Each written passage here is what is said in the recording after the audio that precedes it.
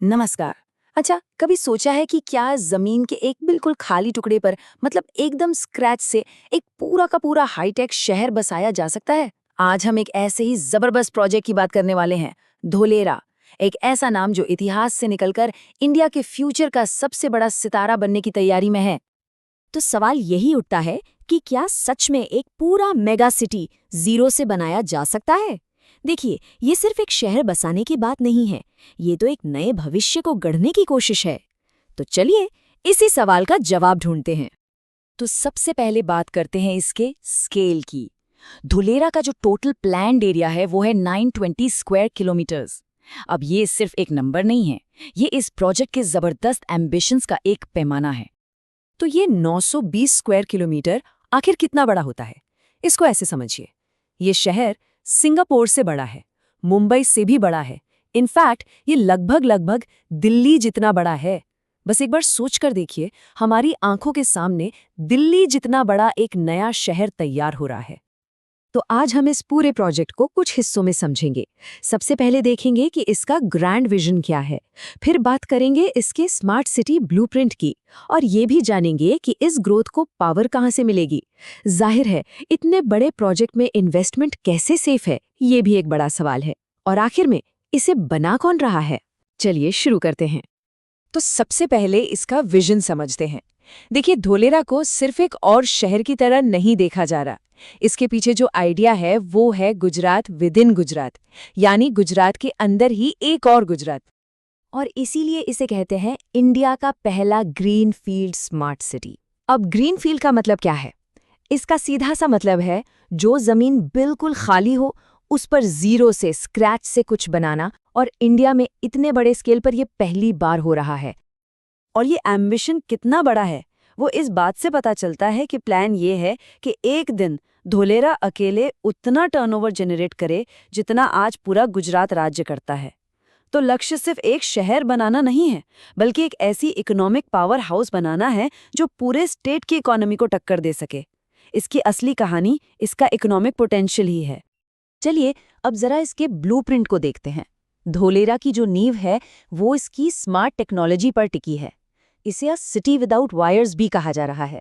मतलब एक ऐसा शहर जहां आपको सड़कों पर या खंभों पर तारों का जाल कहीं नजर नहीं आएगा। ऐसा इसलिए क्योंकि यहाँ सब कुछ अंडरग्राउंड है। बिजली, पानी, इंटरनेट, गैस, वेस्ट वाटर, करीब 11 तरह की सर्विसेज जमीन के नीचे एक कॉमन यूटिलिटी कॉरिडोर में है। इसका सबसे बड़ा फायदा, सड़कें डिगिंग फ्री हैं, मतलब बार बार की खुदाई का कोई झंझट नहीं, और इनकी उम्र 300 साल तक की बताई जा रही है। इसके अलावा पूरा शहर वाईफाई इनेबल्ड होगा, जिसे 10,000 से ज्यादा IoT सेंसर्स मैनेज करेंगे। और इंडस्ट्रीज के लिए तो ये प्लग इन प्ले मॉडल है, मतलब बस आइए अपने सिस्टम को इंफ्रास्ट्रक्चर से कनेक्ट कीजिए और काम शुरू। ठीक है, शहर तो स्मार्ट बन जाएगा, लेकिन शहर को चलाएंगे कौन? लोग। और लोग कहाँ से आएंगे? नौकरियों से। तो धुलेरा का ग्रोथ इंजन क्या है? इसकी आर्थिक नींव रखी गई है 3 बहुत बड़ी कैटलिस्ट प्रोजेक्ट्स पर। जरा इन आंकड़ों पर एक नजर डालिए। सेमीकंडक्टर प्लांट में 91,000 करोड़ रुपए और टाटा के सोलर प्लांट में 25,000 करोड़। मतलब सिर्फ इन 2 प्रोजेक्ट्स में ही 1.25 करोड़ रुपए से ज्यादा का इन्वेस्टमेंट आ रहा है। ये दिखाता है कि इंडस्ट्री का भरोसा इस प्रोजेक्ट पर कितना जबरदस्त है।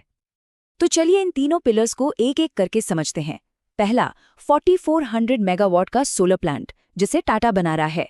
दूसरा, धोलेरा इंटरनेशनल एयरपोर्ट, जिसे एशिया का सबसे बड़ा कार्गो एयरपोर्ट बनाने का प्लान है। और तीसरा, जो शायद सबसे इंपॉर्टेंट है, वो है सेमीकंडक्टर प्लांट।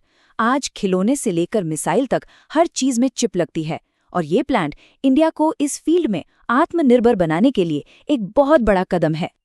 और इसका असर सोचिए, सिर्फ ये एक सेमीकंडक्टर प्लांट ही करीब 25,000 डायरेक्ट और 1 लाख इनडायरेक्ट नौकरियां पैदा करेगा।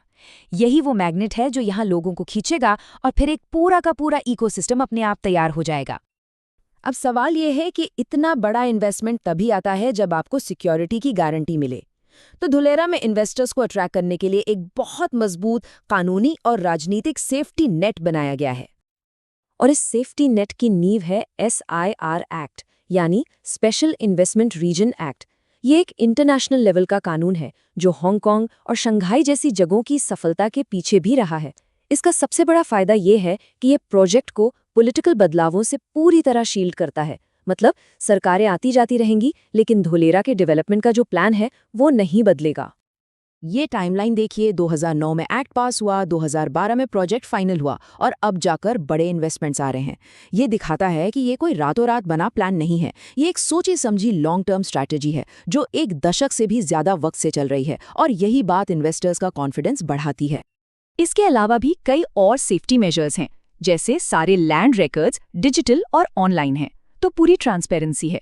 प्रॉपर्टी की रजिस्ट्री भी ऑनलाइन है, और एक बहुत सख्त लैंड ग्रैबिंग एक्ट है, जिसके तहत जमीन पर कब्जे के केस 6 महीने में सॉल्व करने होते हैं, और इसमें 10 से 14 साल तक की सजा भी है। तो सवाल उठता है कि इस इतने बड़े सपने को हकीकत में बदल कौन रहा है? इसका जवाब है दुनिया की कुछ सबसे बड़ी और सबसे एक्सपीरियंस्ड कंपनियां। जरा इस लिस्ट को देखिए। AECOM, जिसने दुबई स्मार्ट सिटी को डिजाइन किया, जेकब्स, जो न्यूयॉर्क का इंफ्रास्ट्रक्चर संभालती हैं, सिस्को, जिसने बार्सिलोना को स्मार्ट सिटी बनाया, हेल्क्रो, जिसने लंदन ओलंपिक्स 2012 की प्लानिंग की थी, और अपनी इंडिया की L&T, जिसने स्टैचू ऑफ यूनिटी बनाया। ये सारी कंपनियां धोलेरा पर काम कर रही हैं। और ये एक लाइन शायद पूरी कहानी बता देती है कि धोलेरा को एक कागजी प्रोजेक्ट नहीं है, इसे वही कंपनियां बना रही हैं जिन्होंने दुबई, लंदन, न्यूयॉर्क और बार्सिलोना जैसे शहर खड़े किए हैं। मतलब इसके पीछे दुनिया का बेस्ट ब्रेन और एक्सपीरियंस लगा हुआ है। और आखिर में इसके स्केल को एक और नजरिए से देखते हैं। सोचिए, 30 साल पहले शंघाई चीन का एक छोटा सा गरीब गांव था, और आज वो दुनिया के सबसे बड़े बिजनेस हब्स में से एक है। धोलेरा का एरिया इतना ज्यादा है कि इसमें आज के शंघाई जैसे 6 शहर समा सकते हैं। तो सवाल ये उठता है कि क्या धोलेरा इंडिया का शंघाई बन सकता है? ये सवाल सिर्फ धोलेरा का नहीं है, ये सवाल इस बात का है कि क्या इंडिया इतने बड़े फ्यूचरिस्टिक शहर बना सकता है? जवाब तो खैर भविष्य ही देगा, लेकिन जो नींव आज रखी जा रही है वो सिर्फ एक शहर की नहीं, बल्कि एक नए आत्मविश्वास से भरे भारत की कहानी लिख रही है।